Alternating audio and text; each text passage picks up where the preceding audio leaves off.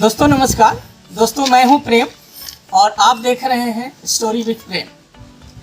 दोस्तों आज का जो समय है मुश्किल दौर है, महामारी का समय है, कोरोना काल है। ऐसे में ज़रूरी है दोस्तों कि हम अपने घर में रहें, सेफ रहें, अपना ख्याल रखें, अपनों का ख्याल रखें। और ऐसे वक्त में मैंने पहल की है रोज़ अमूमन एक कहानी सुनाने का। तो आज की जो कहानी है एक ऐसे पत्थर की कहानी है जो हताश है, निराश है अपनी ज़िंदगी से।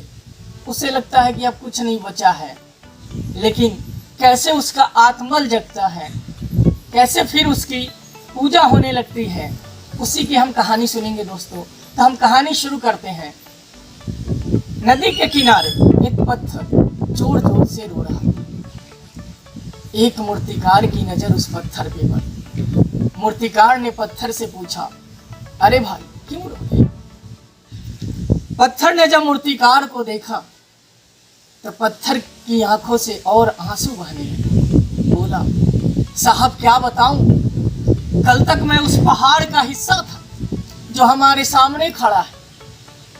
जब मैं उस पहाड़ का हिस्सा था, लोग आते थे, पहाड़ की प्रशंसा करते थे, सम्मान करते थे, कृतज्ञता प्रकट करते थे। लेकिन आज जब मैं उस पहाड़ से टूटकर अलग हो गया, पानी की धार से बहते बहते नदी किनारे आ गया, हर कोई ठोकरे मारता है साहब, हर कोई पैर से स्पर्श करता है, मेरी कीमत नहीं है साहब, हर कोई मजाक उड़ाता है।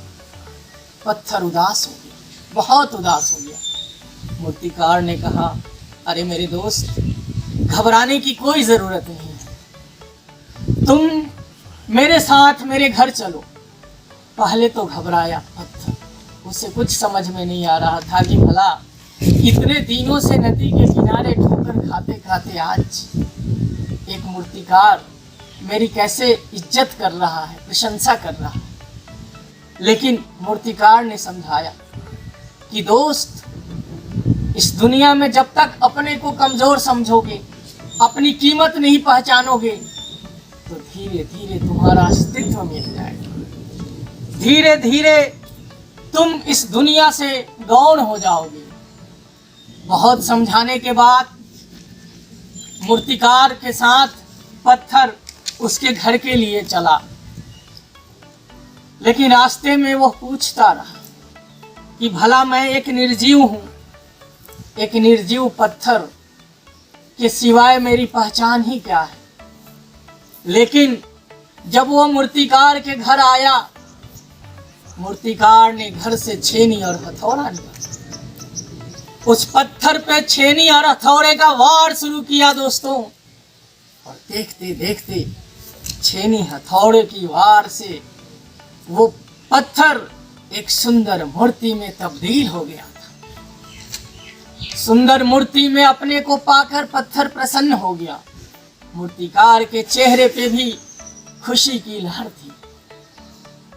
अब मूर्तिकार ने उस पत्थर को उसी पहाड़ पे जहां से वह टूटकर अलग हुआ था, एक मंदिर बनाकर उसमें उस मूर्ति को स्थापित कर देता है दोस्तों।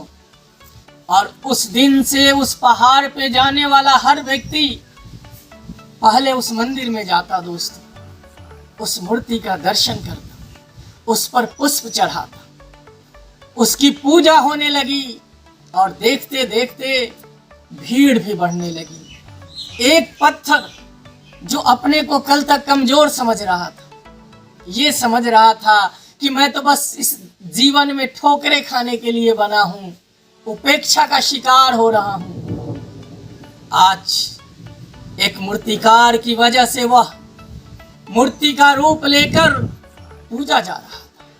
कीमत बढ़ गई थी, सम्मान बढ़ गया था, दुनिया का नजरिया उसके प्रति बदल गया था, दृष्टिकोण बदल गया था।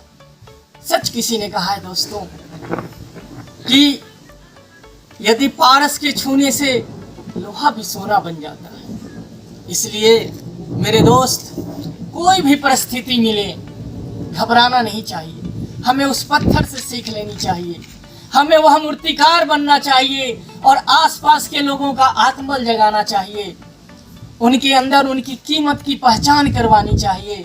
खुद की कीमत की पहचान करनी चाहिए। ईश्वर ने हमें अनंत शक्तियाँ दी हैं, अनंत ऊर्जा दी है, बस पहचानने की दिक्कत है। हम जिस दिन अपनी पिछली असफलता को खोकर हम अपनी कीमत पहचानना शुरू कर देंगे, उसी दिन से मेरे दोस्त हमारी कीमत बढ़ जाएगी, हमारी मंजिल और आसान हो जाएगी।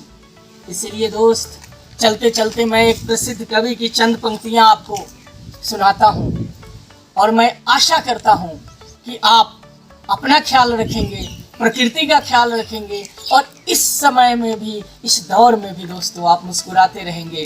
तो मैं चंद पंक्तियां चलते चलते मैं आपके लिए पेश करता हूं कि ऐसा करो जिससे न प्राणों में कहीं जड़ता रहे, जो है जहां चुपचाप अपने आप से लड़ता रहे। जो भी परिस्थितियां मिले, कांटे चुभे कलियां खिले, टूटे नहीं इंसान बस संदेश यौवन का यही। सच हम नहीं, सच तुम नहीं, सच है सतत संघर्ष ही, सच है सतत संघर्ष ही। नमस्कार, धन्यवाद।